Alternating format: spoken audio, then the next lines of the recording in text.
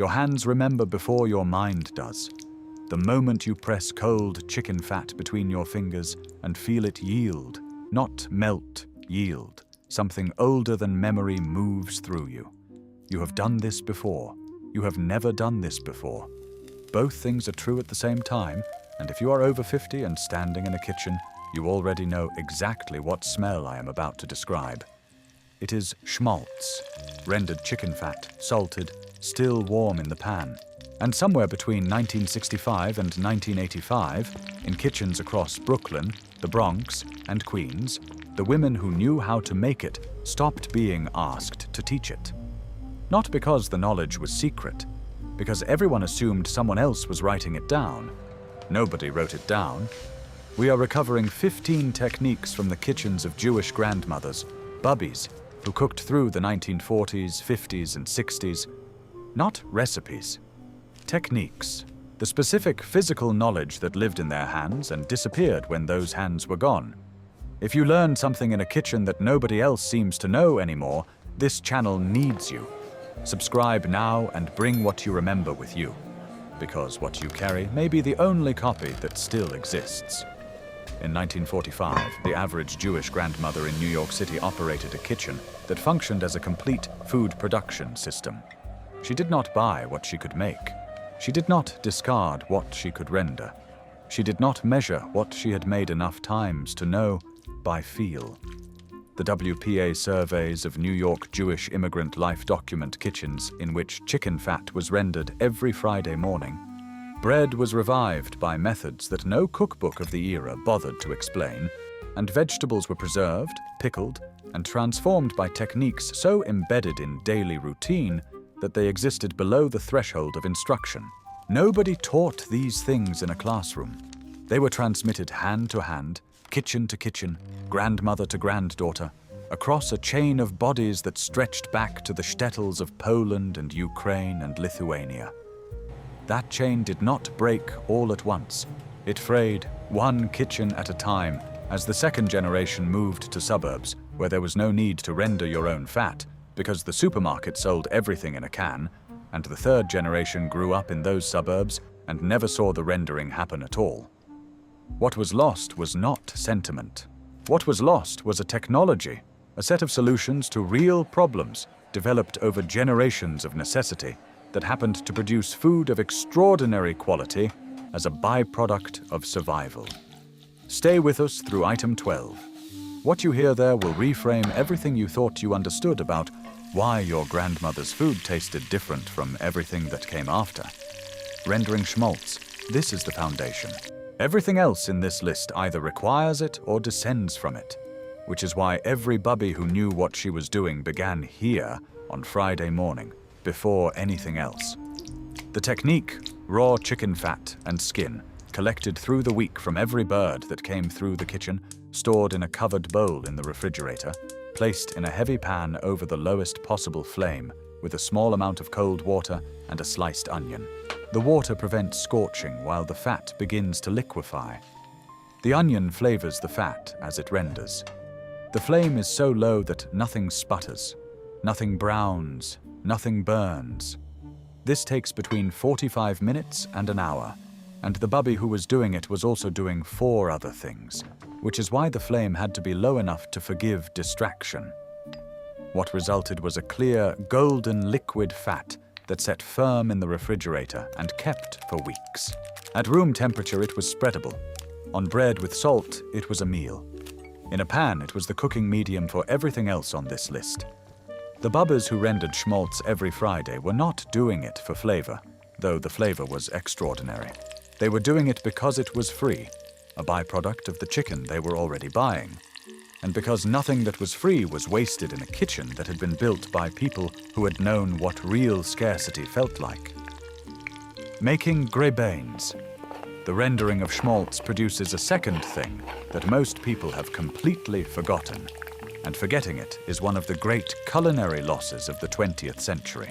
When the fat has rendered from the chicken skin, what remains in the pan are the skins themselves, collapsed, golden, crisp at the edges, still soft in the center, saturated with the last of their own fat, and carrying the caramelized flavor of the onion they have cooked alongside. These are gribenes. You salt them immediately, while they are hot. You eat them standing at the stove, because they will not last the 10 minutes it would take to bring them to the table. Every bubbe who rendered Schmaltz made gribenes as a consequence of that rendering, and every child in the kitchen when it happened ate them hot from the pan and understood, in the specific way that children understand things before they have language for them, that this was one of the best things that existed. When the post-war Jewish household stopped rendering its own Schmaltz and began purchasing the commercial version, available from Hebrew National and similar suppliers beginning in the late 1950s, Gribenes ceased to exist as a weekly byproduct of Friday cooking. The commercial Schmaltz came without skins. The skins were what the product had left behind at the factory. The factories did not ship the skins. An entire generation of Jewish children grew up without ever eating something hot from a pan on a Friday morning. And they did not know what they were missing because nobody had told them it existed. And nobody had told them because everyone assumed they already knew. Salting and rinsing meat the old way. Before the industrial kosher certification system standardized the koshering of meat at the slaughterhouse level, the bubbe koshered her own meat at home. This meant soaking the raw meat in cold water for 30 minutes to open the pores, then packing it completely in coarse kosher salt on a wooden salting board for a full hour, then rinsing it 3 times in cold water. The wooden salting board was a specific object, slightly tilted, grooved to drain, kept for no other purpose. At any given time in 1940s Brooklyn, every Jewish household that kept kosher had one. Today they are antiques. The home koshering process produced a side effect that was not its purpose, but became essential to the food. The salt drew moisture from the surface of the meat, which then redistributed through the muscle during the soak, seasoning the interior in a way that no surface seasoning after cooking can replicate. The bubbes who koshered their own meat were not trying to brine it in the modern culinary sense. They were following a religious requirement. The flavor that resulted was incidental to the law. When slaughterhouse koshering eliminated the need for home preparation, the flavor disappeared with the obligation, and nobody connected the loss of one to the elimination of the other, because the process had never been understood as a cooking technique. It had only been understood as a religious duty. Before we go any further, if your grandmother had a specific object in her kitchen that you have never seen anywhere else, name it in the comments. Not what it did, what it looked like, what it felt like in your hand, the wooden salting board, the specific bowl for Schmaltz, the tool whose name you never knew. This comment section is collecting what the cookbooks missed. Leave it here. Schmaltz on bread with raw onion and salt. This is not a recipe. It is a technique of ratio and temperature that the bubbes of the 1940s and 50s executed with the precision of people who had eaten it thousands of times and knew exactly what it required. The Schmaltz must be at room temperature, not warm, not cold, but the specific softness that spreads without tearing the bread. The bread must be rye, dark, yesterday's if possible, because yesterday's rye has a firmer crumb that holds the Schmaltz without absorbing it completely. The raw onion must be sliced thin enough that it does not dominate, but thick enough that it is present in every bite. The salt is coarse. The ratio is a judgment that lived in the hands, not the head. At the Schmaltz temperature that most modern kitchens would not think to maintain, on bread that most modern kitchens would not keep, with raw onion that most modern kitchens would consider excessive. This was a complete afternoon meal for a child coming home from school in the Bronx in 1952. What has replaced it is irrelevant. What matters is that the specific knowledge of how soft is soft enough, knowledge that lived in the hands of millions of women simultaneously for 3 generations, is now held by almost nobody under the age of 75. Here is something that connects every technique you have heard so far and every technique still to come. None of them were written in cookbooks. The cookbooks that documented Jewish cooking in mid-century America, and there were many, documented the finished dishes. They did not document the Friday morning. They did not document the temperature of the Schmaltz, or the tilt of the salting board, or the sound a properly rendered pan makes when it is done. The cookbooks captured the output and discarded the process. The process was where the knowledge actually lived. Keeping a perpetual soup pot, not making chicken soup. Keeping it, the specific practice of maintaining a pot of broth on the back of the stove that was never fully emptied and never fully replaced, but continuously added to and continuously drawn from, across days and sometimes across a whole week. Every carcass went in. Every vegetable trim went in. Every time you drew from it, you added water and whatever was available. The flavor deepened across time in a way that a single batch made in an afternoon cannot replicate, because the compounds that develop in long-cooked bone broth require time that cannot be compressed. The bubbes who kept perpetual pots were not operating on a culinary theory. They were operating on an economic principle. Nothing was discarded that could contribute to the pot, and the flavor that resulted from that principle was so far beyond what a modern stock recipe produces that the two things share a name, but not an identity. The perpetual pot required a kitchen where the stove was always on. When the post-war Jewish family moved to a house with central heating and a modern range, the stove was no longer always on. The pot that required the stove to be always on became a pot made on Sunday and finished by Wednesday, which is a different thing entirely. Pressing cooked chicken skin back to crispness. After a chicken had been simmered for soup, which meant the skin was soft, collapsed, the fat rendered into the broth. The bubbe did not discard the skin. She laid it flat in a dry pan over moderate heat and pressed it with a heavy object, sometimes a second pan, sometimes a brick wrapped in foil, until the remaining moisture evaporated and the skin crisped against the metal. What came out was something between a chip and a crackling, papery, intensely flavored, salted immediately. It was served alongside the soup as something between a garnish and a snack. The technique required nothing except patience and the understanding that a thing which looks finished is not always finished, that the skin which has given its fat to the soup still has something left to give if you apply heat and pressure and time. This understanding, that nothing is fully used until it has been pushed past the point where most people would stop, is the organizing principle of every technique on this list, and it is the thing that the convenience food industry of the 1960s most effectively destroyed. Convenience culture told the bubbes' grandchildren that the point at which something seemed done was the point at which it was done. The bubbe knew differently. The bubbe had been trained by scarcity to find the second and third uses in everything, and that training produced food of a quality that abundance has never managed to replicate. Making Eyerlekh, unborn eggs from the soup chicken. Inside many whole chickens purchased from a kosher butcher in the 1940s and 50s were unlaid eggs in various stages of development. Small, yolk-only spheres without shells, ranging from the size of a marble to nearly full-size, yellow and rich. The bubbe did not discard them. She added them to the soup pot in the last 20 minutes of cooking, where they set firm on the outside while remaining almost custard soft inside. They were lifted out with a spoon and eaten in the soup bowl or alongside it with a little salt. Children received them as something close to a treat. The flavor was concentrated egg yolk, more intense than any egg bought separately, because the yolk had not been diluted by the white or moderated by a shell.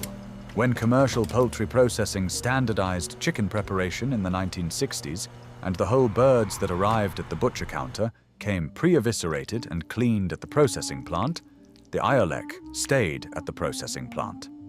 The bubbe who had always found them inside her bird began receiving birds that contained nothing extra. The dish did not decline. It was removed upstream, invisibly, by an industrial process that had no reason to preserve what it was eliminating. If you found Eyerlekh in a chicken as a child, leave it in the comments. You will not be the only one. And if you have a grandmother still living who remembers finding them, call her this week, not after this video. This week.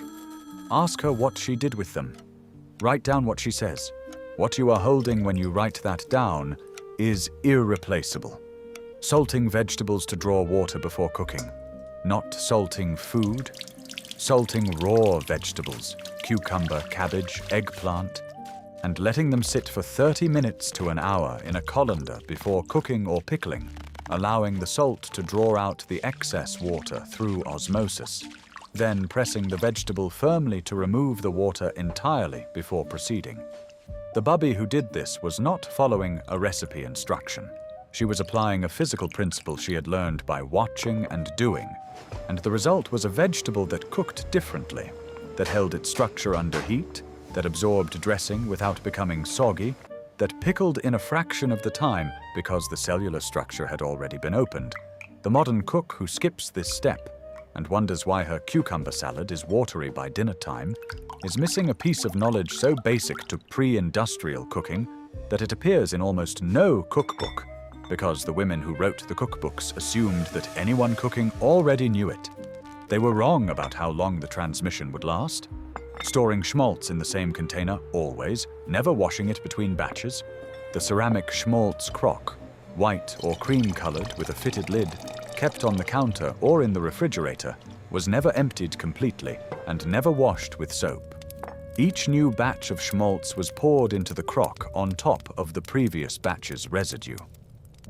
The residue of previous batches, the tiny particles of onion and skin that settled to the bottom, the concentrated flavor compounds that the fat had absorbed over months of use, seasoned each new batch from below.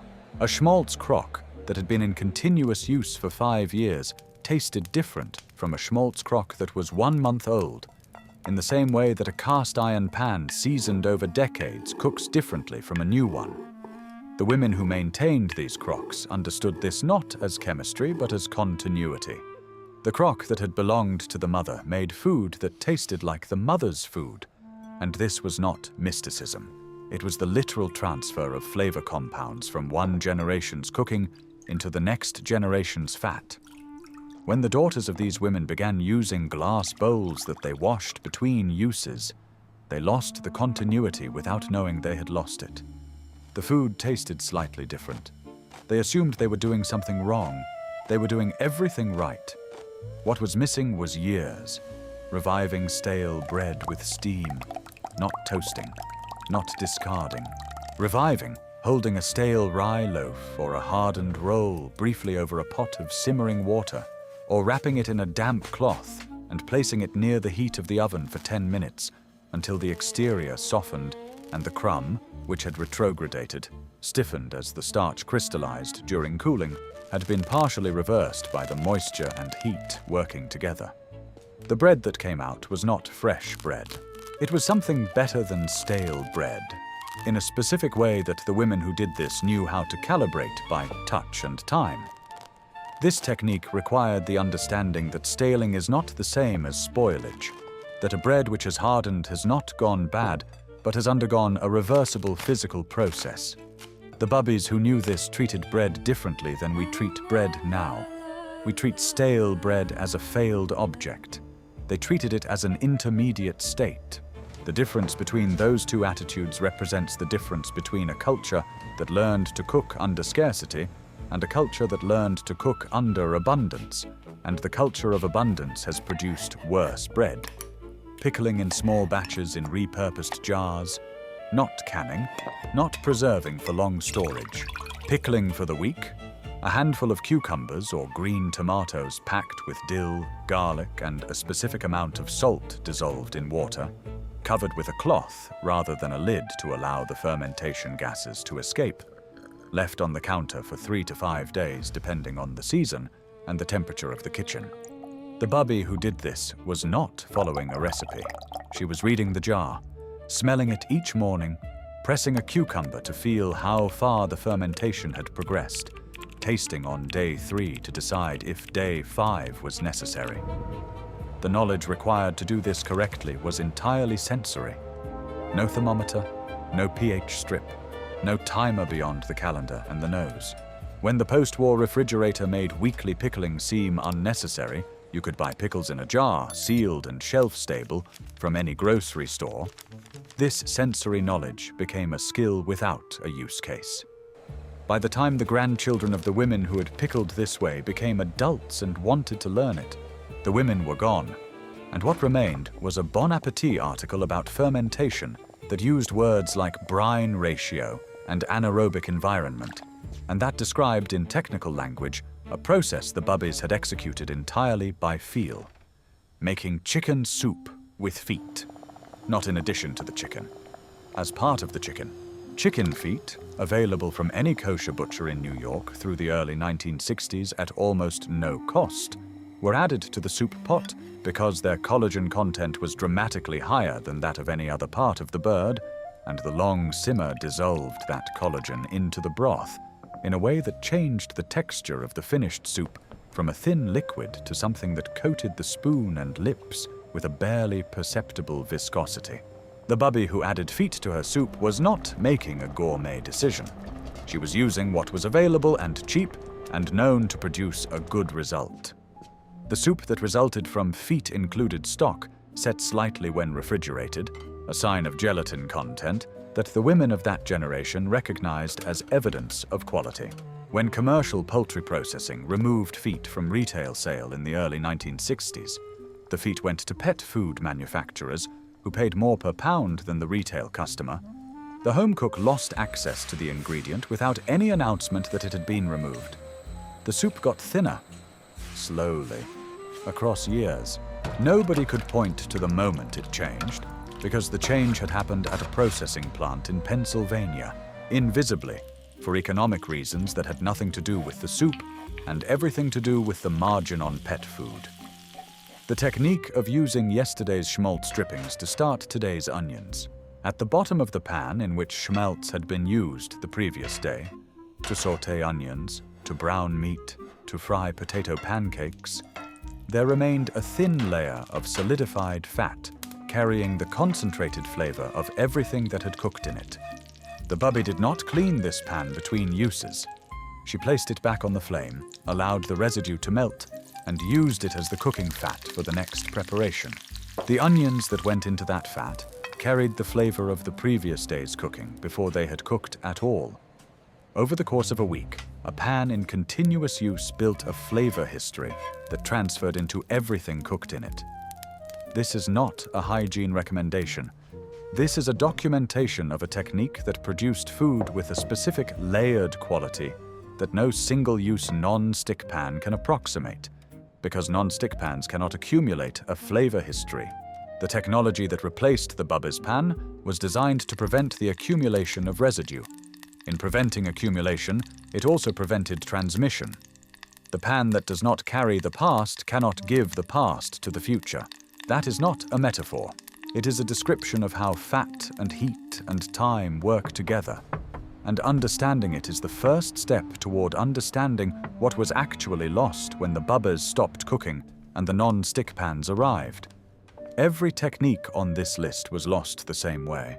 Not forgotten suddenly, not destroyed deliberately, retired quietly, one kitchen at a time, as the generation that carried the knowledge moved into smaller apartments, or into assisted living, or into the long diminishment that precedes death, and the generation that would have learned from them was somewhere else, in a suburb, in a career, in a life that had been built specifically to be different from the life the knowledge came from. The assimilation that the second and third generation of American Jews pursued was not a failure of love. It was a success. They became American, which is what their parents had crossed an ocean for them to become. What nobody had calculated was the cost. The cost was the Friday morning. The cost was the Schmaltz crock that held 5 years of flavor. The cost was the specific softness of fat at room temperature and the specific tilt of a salting board and the specific smell of a pot on the third day. None of it was written down because it did not occur to anyone that it needed to be. It had always been transmitted by presence. And the presence was ending, and by the time anyone noticed, the last bubbe who knew was already gone. Choose one technique from this list, the one that sounds most like something you half remember, or something you wish you remembered, or something you want your own kitchen to know. Render a small amount of Schmaltz this week. Salt a cucumber and let it sit for an hour before you dress it. Keep the pan without washing it, and see what the second use of the fat does to the onions. Come back to the comments and tell us what happened, not whether it worked, but what you noticed while you were doing it. What you notice is the knowledge beginning to return. This video is not a goodbye to what was lost. It is the first morning of learning what can still be found.